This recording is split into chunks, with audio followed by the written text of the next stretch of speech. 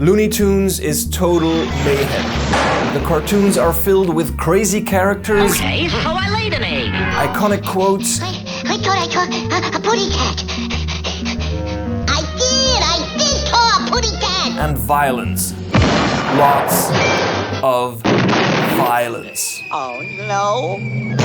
It's madness and it's great, but smack in the middle of all this pandemonium there's something hidden that we don't usually notice, even though it's responsible for Looney Tunes' great look and vibe. You can only see it if you hit pause at the exact right moment. There it is. I'm talking about the background art. It's hidden in plain sight. Beautiful stills like this house in the woods, a wonky ladder, or a big moon floating in space. When you strip Looney Tunes from all its characters and movement and music, you discover this hidden dimension filled with beautiful images that are abandoned, silent, and kind of creepy sometimes. It's the complete opposite of what Looney Tunes is, filled with life and very loud.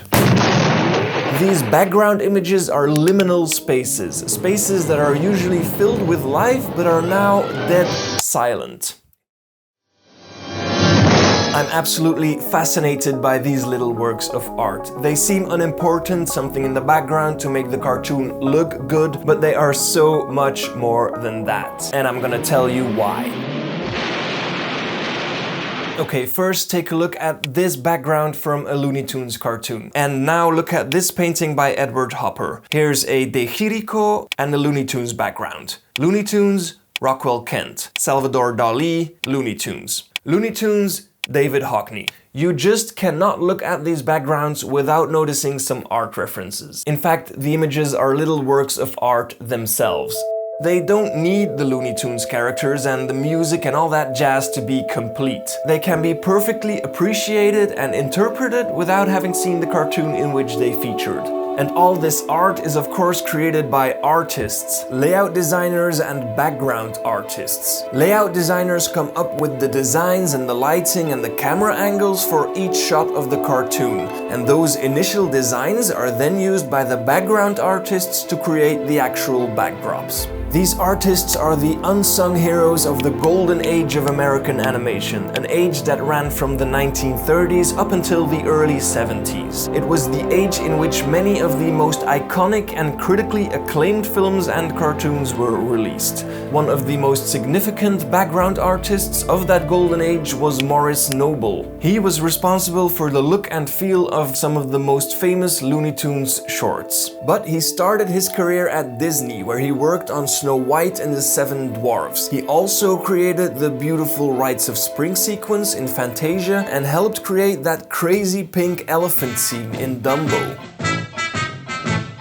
But then he went to Warner Brothers, and that's where his style changed. Noble got hired at Warner by Chuck Jones. He was basically the godfather of Looney Tunes. He was a writer, a producer, and a director, and he encouraged a culture of experimentation at the studio. And this culture allowed Noble to develop his own style and methods. One of the things he quickly threw out the door was a style of realism that was often used at Disney. The Disney backgrounds were full of life and fancy shadows and details, and Noble thought that this didn't really fit the characters in those movies. He said that if you have characters that are mainly lines and flat color, you should follow the same approach in your backgrounds. And if your characters are caricatures of reality, your background art should be a caricature as well. For instance, by adding lots of exaggerated imperfections or by using stretched out and distorted perspectives.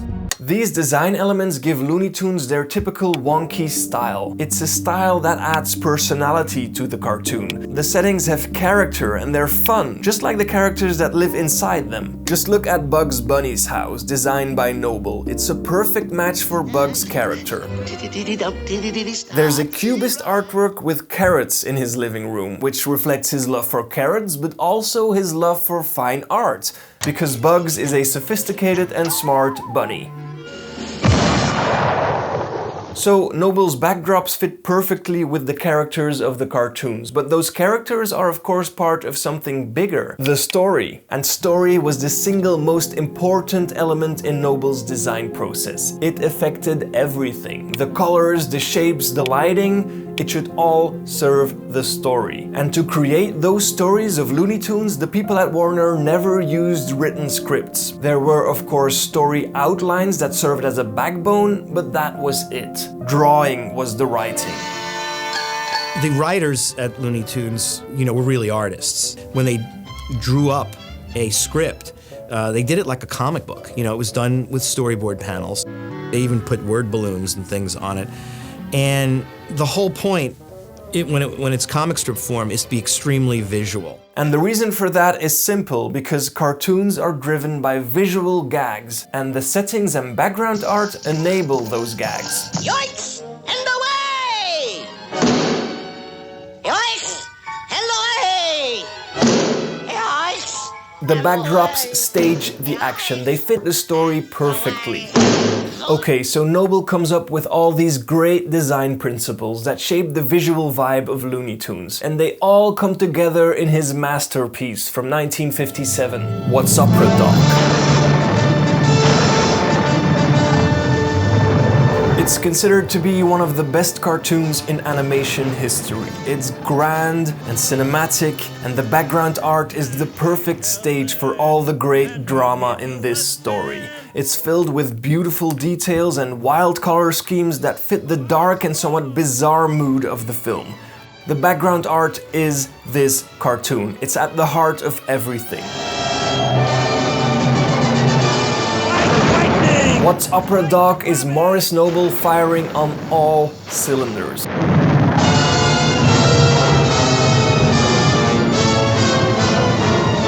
And in the following years, Noble's artwork and style kept evolving. He created the background art for gems like Boyhood Days, Hairaway to the Stars, Robin Hood Daffy, and maybe the biggest classic of them all, the Roadrunner cartoons.